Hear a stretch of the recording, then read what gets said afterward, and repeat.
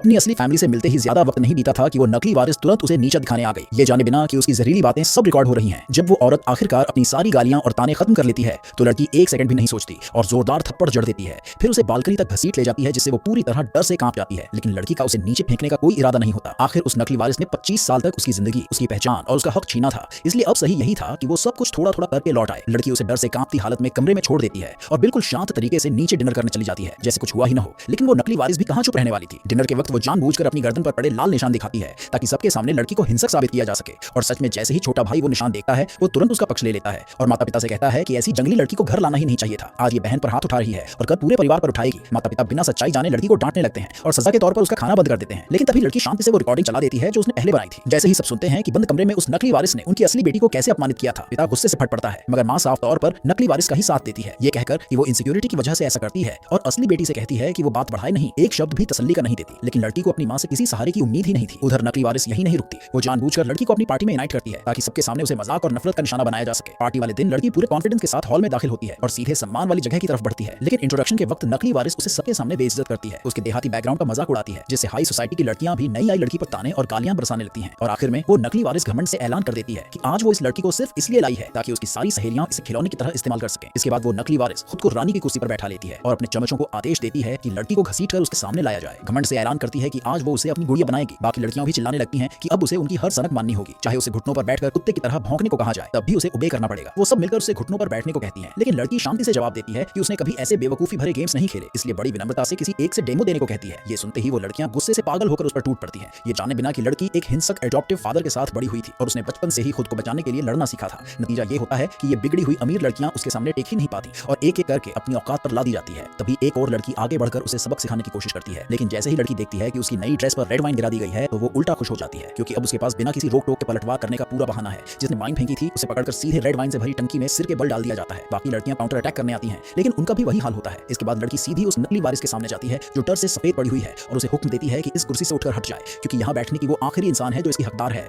यहाँ मौजूद सारी लड़कियां असली वारिस हैं, सिर्फ वही नकली है। ये कहकर लड़की उसे बाईपास करती है और खुद रानी की कुर्सी पर बैठ जाती है। नकली वारिस गुस्से से पागल होकर उसे सबक सिखाने बढ़ती है, लेकिन एक जोरदार किक से लड़की उसे सीधे स्विमिंग पूल में फेंक देती है और वो भीगा हुआ बत्तख बन जाती है। नकली वारिस चीख कर धमकी देती है कि वो इसे छोड़ेगी नहीं। जवाब में लड़की बस जर्नलिस्ट की पूरी भीड़ बुला लेती है और उनसे कहती है कि सब कुछ रिकॉर्ड किया जाए। भीगे हुए नकली वारिस और बाकी लड़कियों का ये शर्मनाक तमाशा देखकर अभी तक अकड़ में रहने वाली सब लड़कियां सिर झुका लेती हैं और मन ही मन अपने पेरेंट्स के आने का इंतजार करने लगती है। थोड़ी देर में लड़की की मां और भाई भी पहुंच जाते हैं, लेकिन वो सिर्फ भीगी हुई नकली वारिस की हालत देखते हैं। ये तक नहीं देखते कि असली बेटी के कपड़े वाइन के दागों से भरे हुए हैं। जैसे ही उन्हें पता चलता है कि उसी ने नकली वारिस को पूल में फेंका और बाकी लड़कियों को मारा, मां बिना कुछ समझे उसी पल लड़की को दोष देने लगती है और उससे मांग करती है कि वो नकली वारिस और बाकी सबसे माफी मांगे। लेकिन इस बार लड़की पहले से पूरी तरह तैयार थी।